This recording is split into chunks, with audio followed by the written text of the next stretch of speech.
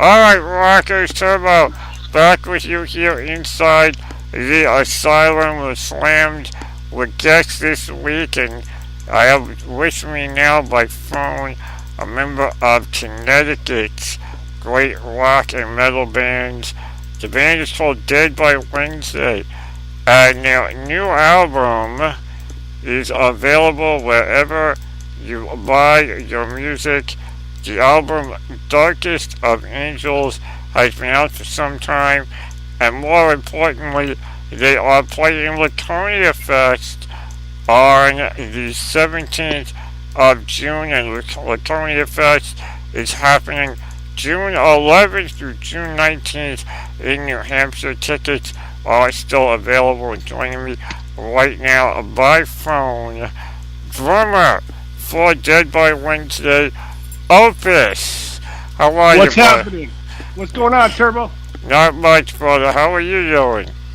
I'm doing great, man. I'm sweating my balls off. It's so hot out. I just got done working out, getting ready for the shows coming up this summer. And so far, so good. We just got our slot time for LaconiaFest. Pretty psyched. It's a great slot. It's 8 o'clock on Friday night, an hour before Ted Nugent. Oh, that's a great time slot. Yeah, it's really awesome, man. Very cool, man. You can't buy better exposure than that nowadays, man. No way. That is absolutely awesome. I want to congratulate you guys on the new album, Darkest of Angels, and I want to talk about the album a bit because, in a way, it's almost a comeback album for you guys. Yeah, sure. Because you guys, you guys did have really built a name for yourselves. You've been on tour with bands like Life of Agony, Hatebreed, War, Battlecross, and you guys have recently gone through some lineup changes. And how has it all been for you guys as a band going through this very unexpected transition? Well, we actually toured with bands like Flotsam and Jetsam, Shadows Fall, Straight Line Stitch. Those other bands you named, we played with a lot, but we never really toured with them. We did more festivals with those guys, like Rocket Shock, New England Metal and Hardcore Fest, and we've done like one-off shows here and there. We have toured a lot. We have toured a lot, but more with Shadows Fall, Flotsam, Straight Line Stitch, a bunch of other great bands. Even Rizzo, Soulfly, and a bunch of other great bands. But as far as the question goes, though, as far as how we managed to keep going and persevere, it's basically we do it for the love of the music and for our fans. I mean, if we didn't care, we would have packed it up probably a long time ago, because I mean we've had so many trials and tribulations with with the band that it really. Sometimes you wonder why you're even doing it, and a lot of people would have given up by now, and after a decade of hard work. But that's what it takes to actually do something. I mean, if you ever watch any like documentaries on bands that made it in the long run, they took forever. Like Twisted Sister, if you watch how long it took them, and bands like that, and there's so many bands that it's not. People think it's an easy gig, or that it's like all about sex, drugs, and rock and roll, and like there's women every night, and you're making all kinds of money and all that stuff. And really nowadays, with the way the music industry is set up and the whole downloading and the internet and everything and YouTube, it has become pretty much a blue collar job. Like you're basically working your balls off, and you're getting very little in return. And so for us, it's really all about the music and our fans. And without that, then there's nothing. Right. I mean, that's really what it boils down to at the end of the day for everybody. And let me apologize for getting some of the bands wrong. When I see... don't apologize at all. I just would hate to have that go out, and then people think that I'm boasting. I'm boasting about stuff that's not true. But we've definitely done a ton of touring. Just not with those bands. We play with those bands a lot, and I'm good friends with the drummer of Battlecross, Brian Zink, and I played with Life of Agony on and off my whole career when they were around, and now they're back. And I've done stuff with all those bands. Hatebreed. I mean, I'm really good friends with. I work for Jamie a lot with his Hatewear stuff, Hatewear Incorporated clothing line, and I've done shows with them, a ton of shows with them in the past, and Josta too, his solo band. But I just, I like to clarify, because a lot of times people that are out there in other bands, they like to they bullshit people, and they tell people, oh, I've toured with this one, I've toured with that one, when it's not true. So I have done a lot of touring. I like to clarify who I've toured with and who I haven't toured with. It's really not that big of a deal, Turbo. I just wanted to clarify that. That's all. Yeah, no, you know what, dude? I appreciate you clarifying it. Like I said, in catching up on everything Dead by Wednesday and making my notes, you guys have toured with great bands and played one off with so many great bands. In putting my notes together, we had to just write everything down so fast. Oh, it's all good, man. Look. It's totally cool, man. Either way, it's all good. I mean, we like I said, we play with all those bands, so it really doesn't matter. Exactly, and only else, it also speaks of volumes to the type of band that Dead by Wednesday is, regardless whether you toured with them, what was a one-off date. The fact that you share a bill with bands like that is still a great credit to what you guys do and Thank you. Who you are as a musician. So, thank you. Actually, some of the there's a band called features some of the members of Guar that we tour with called Menzrea, and I don't know if you've ever heard of those guys. Unfortunately, Corey was in the band. He passed away. He was in Guar. Menzrea had it was a side band of Guar called Menzrea. We toured with those guys. So, well, you guys have definitely been all over in regards to the industry, and as you were saying, it's all about the music, and I can even tell you that. And, I'm not one to name drop it. I mean, I've had the same discussion with Bumblefoot and with Bobby. Oh, he's such a nice guy. Yeah, we just did some shows with Metal Allegiance. I don't know if you know what that is, but it's a. I do. They're great. They're great guys. I know Mark Mengi briefly. Mengi. Yeah. Yeah. He those guys. Bumblefoot was some of the nicest first people I ever met in my life. Oh, Bumblefoot is not only a great musician, but a great guy as well on a personal level. I've shared this story with a few people, and I share it with you. I don't know if you remember, a couple years back, Bumblefoot was part of the. You alright there? What's that? You alright? Oh yeah. I'm fine. Alright, I heard something before. I want to make sure you're alright, Opus. Dead by Wednesday here with me inside the asylum. It's getting crazy in here. You're damn right it is. Getting back to what I was saying, Bumblefoot was with Ingve on the Guitar Gods tour a few years back, and it was at Starland Ballroom, and the building didn't sell out, which was a shocker, and the handicap seating was actually kind of behind a curtain, and they opened up the curtain so I could see, and Bumblefoot and I are standing in the handicap section, and because we can't hear each other, we're typing on our phones and talking to each other, and we're sitting together, having a conversation, listening to Ingve, having a grand old time, and this is what people are forgetting about the music industry, is that it's also about having fun and enjoying it. Yeah, absolutely. I mean, it's if you're not having fun, you shouldn't be doing it. And honestly, like I tell people this all the time, it's in this line of work, as far as because a lot of besides the act of writing music, the act of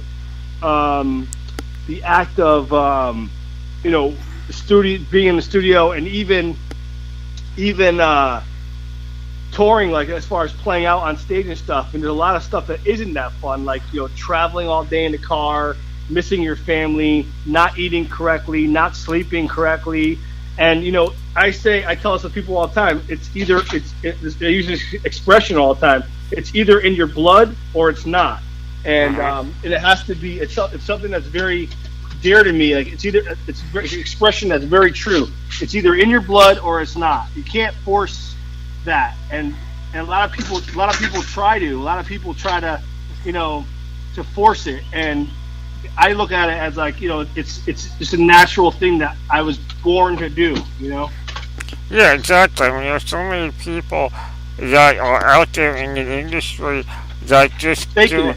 Right, they fake it, they go through the motions, and you can tell in the music and in the performance. And it's the ones that are out there doing it day after day because they love to do it, they want to do it, and as you said, it's in their blood to do it.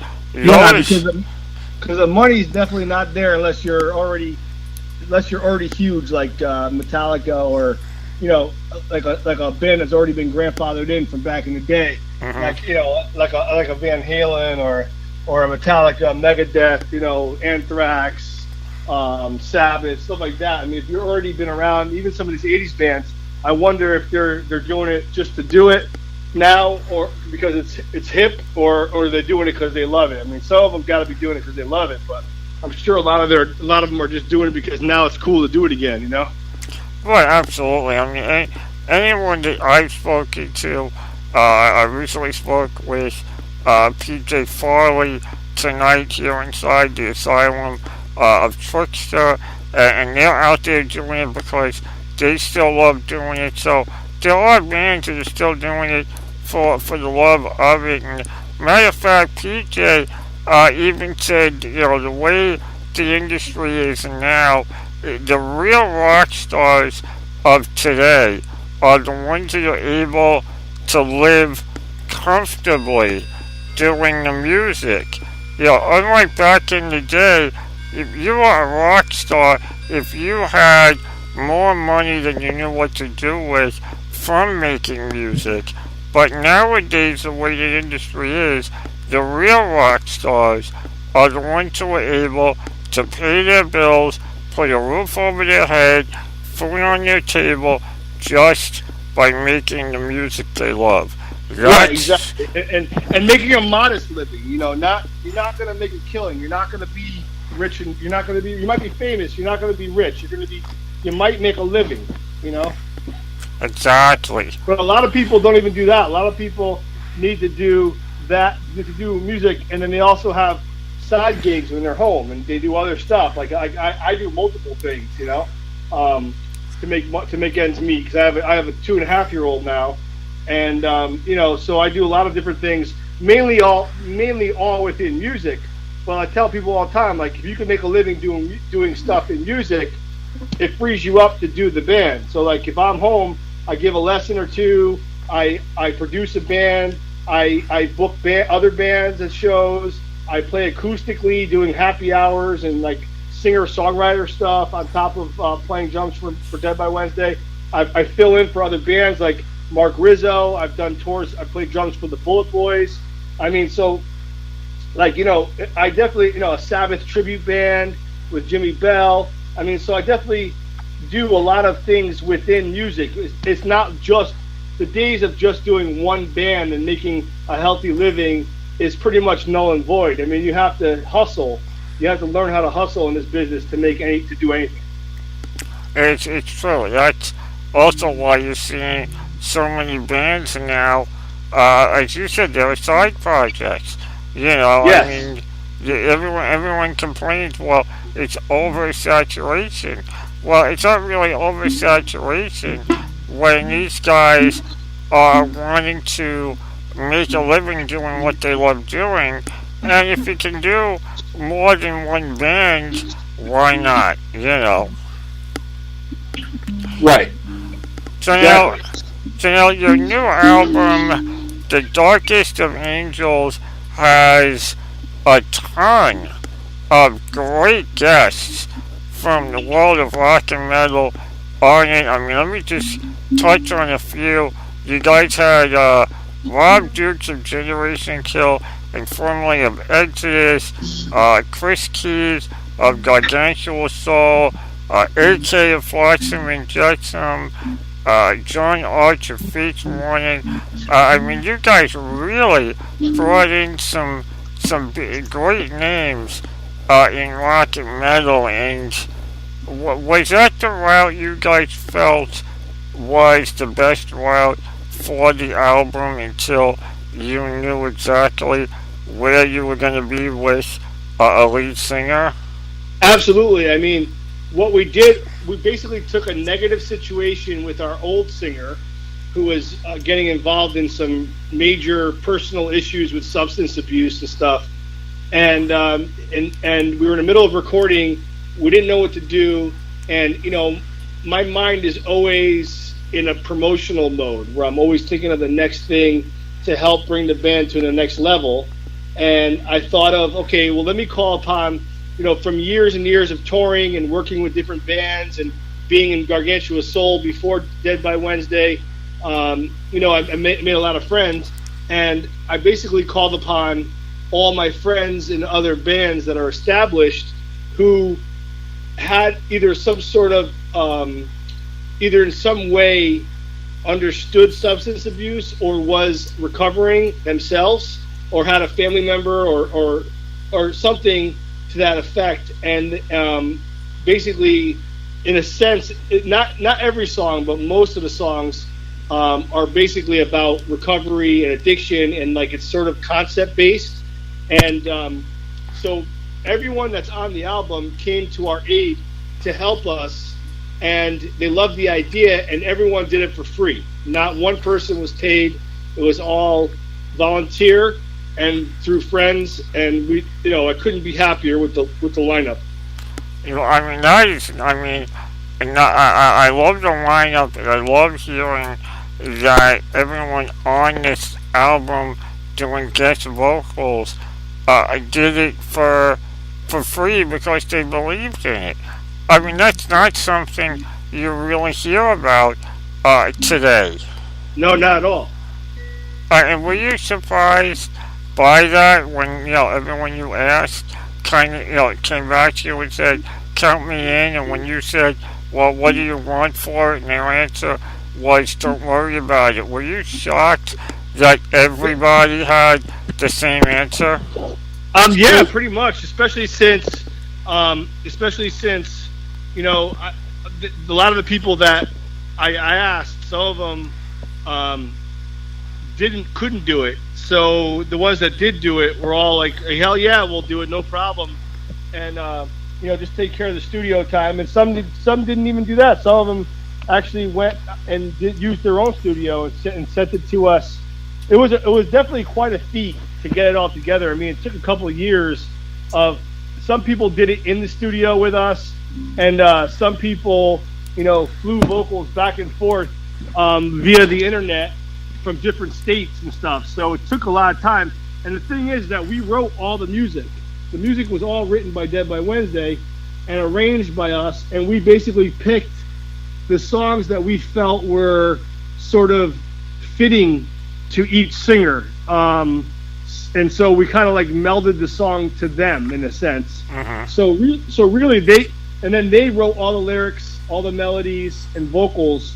So it basically they all co-wrote the songs with Dead by Wednesday in a sense, you know?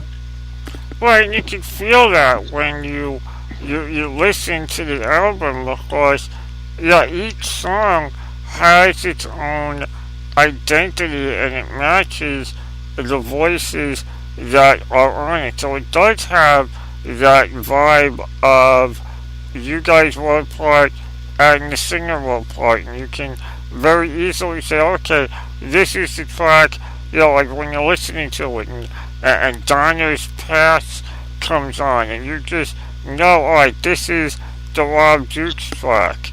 You know, it's natural, and I think that helps too, because a lot of times you get bands that have guest vocalists, and they force these guest vocalists into a style or song that isn't really in their zone, and it doesn't feel right.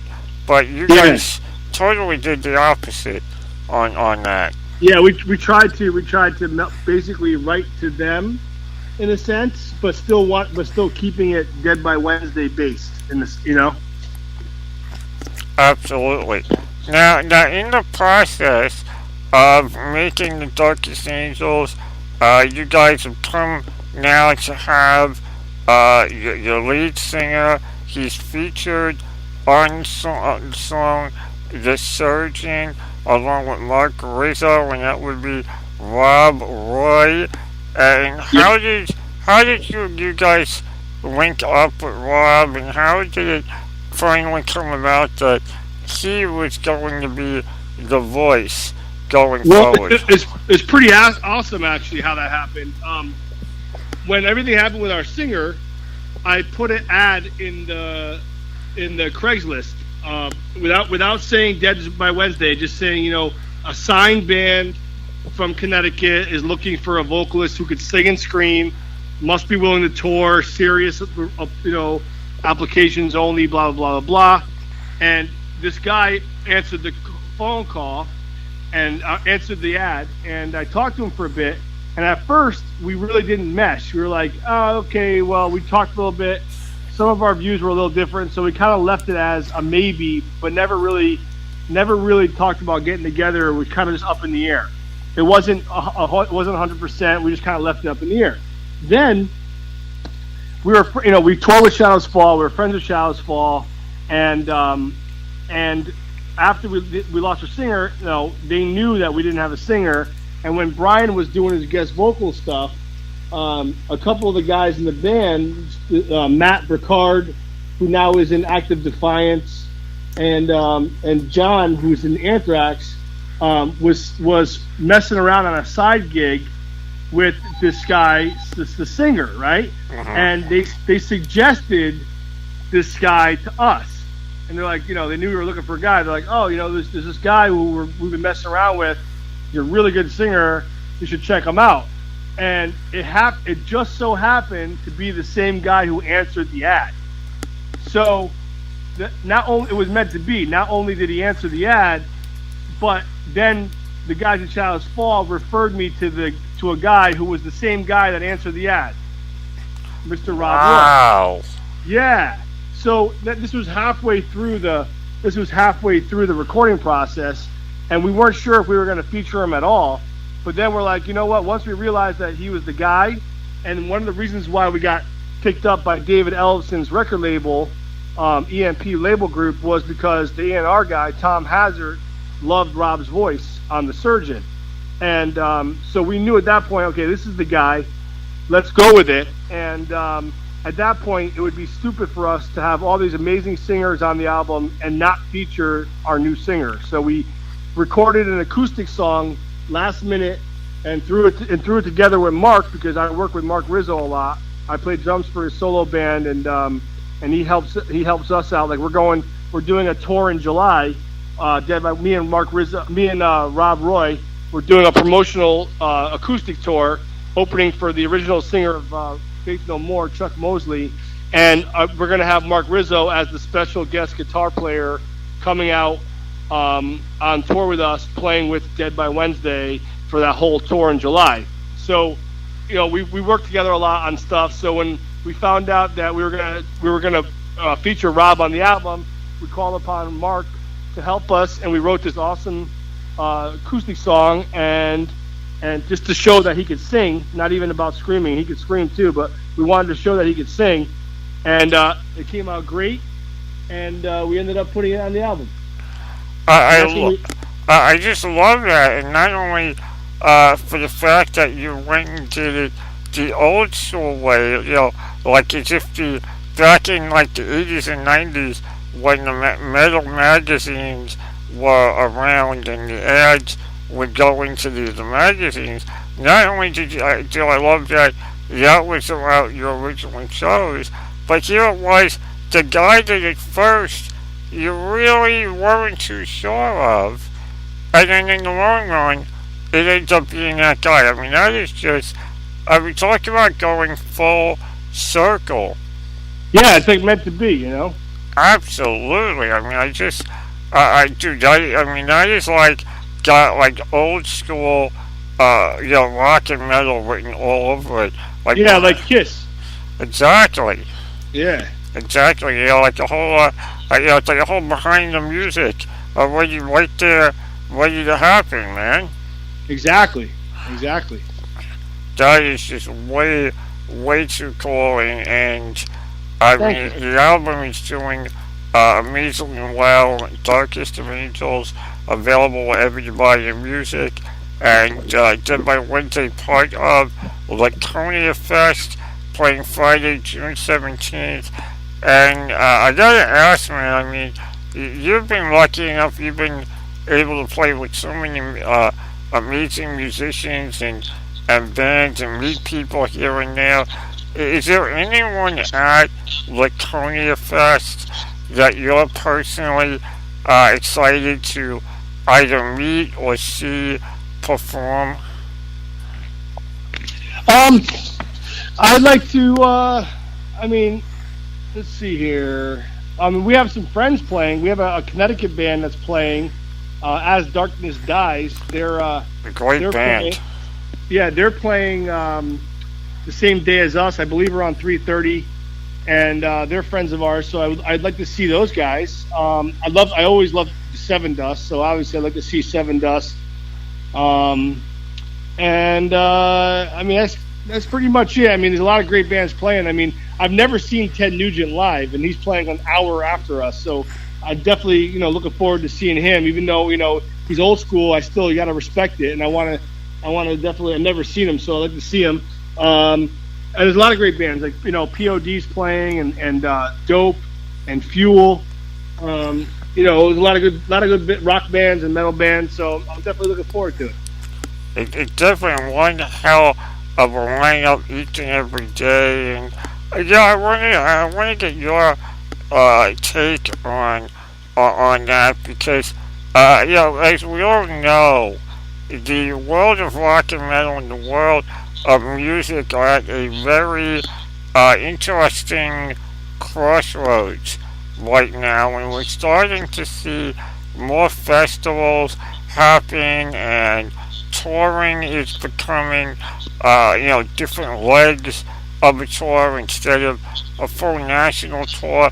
You'll see bands do a West Coast run, take a break, do an East Coast run, take a break.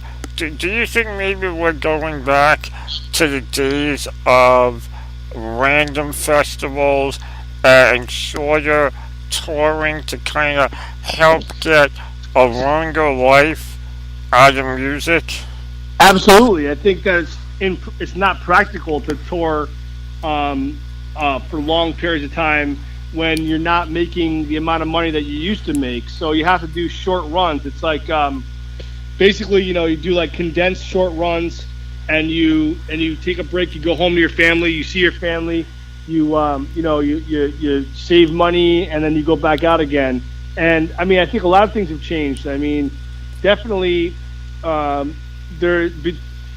to be negative, but like, the internet and the YouTube and the downloading and all that stuff has had a pretty drastic, I guess, I don't want to say negative, but because there's positive aspects of it too. But Right. a lot of it basically became to the point where there's an oversaturation of bands, and a lot of them aren't that great, and some of them are, and it's hard to weed out the good with the bad. And so a lot of people just kind of get fed up, and they don't give new bands a chance as much as they used to. And a lot of people, they just come and go. It's their attention span is shorter. They have ADD, and they just don't. It's like, okay, if they don't capture my attention within the first 5 seconds, I'm not going to pay attention to them. And then if someone has a shitty videotape of the band from an off night on YouTube, and they watch that and they don't like it, they'll never give the band a chance again and go out to a show like they used to do when there wasn't the YouTube. There would be some sort of element of mysteriousness around the band that would draw them to want to go see them live. And the only way to make money nowadays is to sell merchandise at your shows and tour, because albums it's so hard to sell thousands and thousands of albums like you used to. I mean, we're doing pretty good for some reason, and I believe it's the music, but it's also the packaging. We have every page has a different picture of each singer on it, and it's so unique. There's lyrics in there. There's a free download card for a compilation from the label EMP. So we're doing better than normal. But I mean, better than normal is 3,000 CDs, which is equivalent to selling 30,000 in the 80s. So a lot of things have changed, not necessarily for the better, and a lot of people, they don't cherish the art form of music like they used to, unless you go to different countries. I mean, in Europe and in Japan and different areas like that, they cherish the music a little more as an art form. But I think we're spoiled here in the U.S. a little bit, and we have so much at our fingertips that we just don't give it the same respect that we used to back in the day. And a lot of things have changed. For example, the music industry is so corrupt when it comes to bands and festivals and tours. I mean, people are so hard up to be famous that you got these young bands that have rich parents, going into their pockets, and they might not even be that good of a band, but they end up getting better situations, better slots at tours, better slots at festivals, or even getting out of festivals when bands that are seasoned, that are really, really talented, can't even do that because they're paying to be on a show. For example, there's a thing called payola, where a band some young band, if their parents gave them $20,000, can go out and tour on the Warped Tour on the third stage at 12 noon, but yet someone like Dead by Wednesday, that doesn't have that kind of money backing and wants to get paid for the shows because they feel like you're providing a service, can't get on. So you wouldn't hire a plumber to come to your house, fix your toilet, and then ask him to pay you to do it.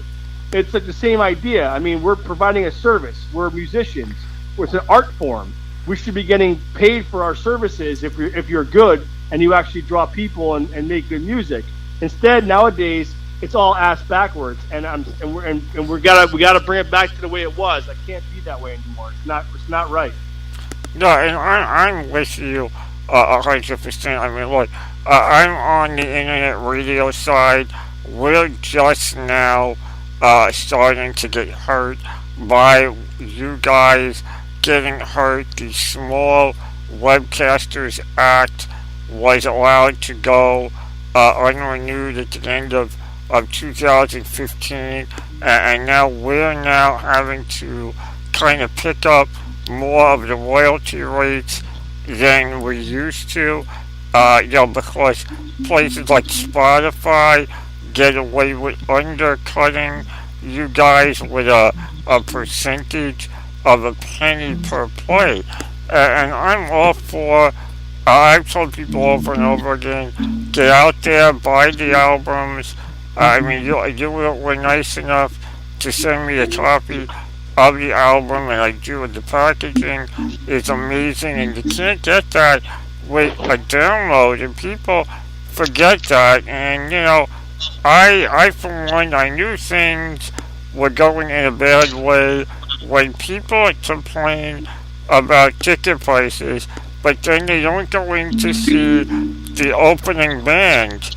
They wait to see the band that they know, forgetting that one day earlier, many years ago, the band that they know was once the opening band. Exactly. So we're in a very unusual time, but I think at the end of it, the strong will survive it, and it'll just be a rough road for many of us. But I know Dead by Wednesday are gonna survive it. You guys are just a great band, and look, I mean, you know you're doing something right. You're out there with great bands. You got great support from the metal community with the album, The Darkest of Angels, and I mean, what more is there for you guys to do? I mean, what's left? What do you guys got planned for the rest of 2016, other than the acoustic dates coming up in July? We're going to try to tour as much as possible and promote this album and go out and sell as many CDs as possible and get it out to the masses. Our goal is to go to Europe for sure and play out there and tour out there. We're already in talks with some people about doing some stuff out there in the fall or the winter. And basically, we have a couple festivals in the end of August. We're doing a Rockin' on the River in Holyoke, Mass. In August, we're doing the Big Kahuna in Providence, Rhode Island with Mushroom Head at the end of August. And then, we're doing this acoustic thing with Chuck Mosley and Mark Rizzo. And then we got Laconia. So we got a bunch of stuff planned. And, we're going to eventually start writing with Rob on the next start writing some ideas for the next album, but we're going to go slow because our main concern is to promote this album. And fortunately for us, Rob can sing and reproduce like 85% of the album, even though it's all guests. He's able to sing a lot of that stuff and do it. So that's really cool. So we can still go out and promote the album and throw in some old songs too while we're at it. And, we're like, we've been at it for a little over a decade now, and finally starting to get some recognition and have a good lineup that can go out and do this for real and be pro. And it takes time for things to fall into place, and it's all about persevering and, like I said, never giving up. We're one of those guys. We're like cockroaches. And the music industry is going to die, and we're still going to be standing. So. Hey man, that's the way it's gonna be. Like Anthrax said it best on their album "We've Come for You All." You cannot kill what doesn't die. There you go. One of the best lines in metal I've ever heard in the last several years. Opus, I want to thank you for taking the time out of your schedule to talk to me here inside the Asylum. And you kick ass at LaconiaFest. They're going to be performing Friday, June 17th at LaconiaFest in New Hampshire. And go see them and all the great bands performing June 11th through June 19th in New Hampshire. The album, The Darkest of Angels, is in stores now, wherever you buy your music. And Opus, what track from The Darkest of Angels would you like me to play here inside the Asylum tonight? Why don't we do Rob Duke's track, Donner's Pass? Donner's Pass. Track 3. All right. It's track 3. Any interesting backstory behind that one? Maybe yeah. Well, I mean, the lyrics say it all. It's pretty explanatory. It's actually about a story where a family got stuck in the mountains in the snow, and they became cannibals, and they ate each other's flesh. And there's like sort of a parallel between that and becoming an addict, where it's if you listen to the lyrics, there's sort of like a double meaning going on there. You can check it out for yourself and listen to it here on the Asylum. Dead by Wednesday, Darkest of Angels. This is Opus, the drummer. And if you want any more information, you can go to our Facebook page, Dead by Wednesday, or dbwmusic.com. We have all social media on everything. YouTube, just Google us. We'll come up. There you go. You heard it right there from the man himself, Opus of Dead by Wednesday. Right now, Donner's Pass, featuring Rob Dukes here inside the Asylum.